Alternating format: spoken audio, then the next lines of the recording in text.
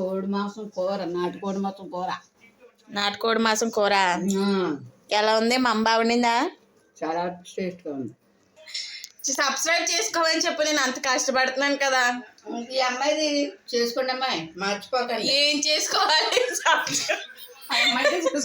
Subscribe చేసుకోమంటున్నారు కదమ్మా, అదే ఇందులో చేసుకుంటా కదా మీరు ఫోన్లోను. ఏం చేసుకుంటారే? సబ్స్క్రైబ్ చేసుకోండి అని చెప్పు. సబ్స్క్రైబ్ చేసుకోండి అమ్మా. హలో గాయ్స్, అందరు ఎలా ఉన్నారు? బాగున్నారా? నేనైతే చాలా బాగున్నాను. ఇవాళ అయితే బయటకు వెళ్తున్నాము పండుగ రోజు.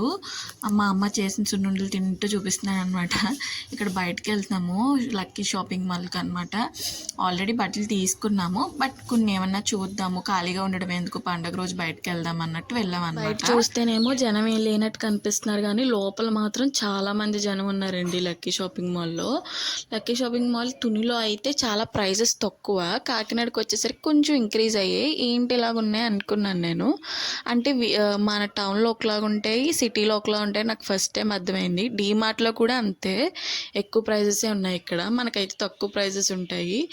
అండ్ ఇక్కడైతే మేము ఈ రెండు తీసుకున్నాము, ఈ రెండు బాగా అనిపించాయి.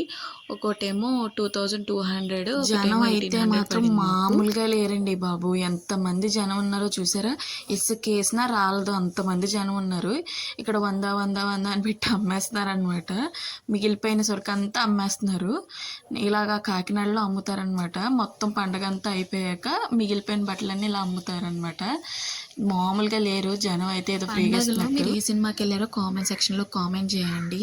మేమైతే సినిమాకి వచ్చామన్నమాట. అక్కడ కూడా జనం మామూలుగా లేరు. రాజాసాబ్ సినిమాకి వచ్చామన్నమాట. ఏ సినిమా థియేటర్ కూడా ఖాళీ లేదు. వాళ్ళ మార్నింగ్ నేను మా హస్బెండ్ తీసుకున్న పిక్స్ అయితే పెట్టాను.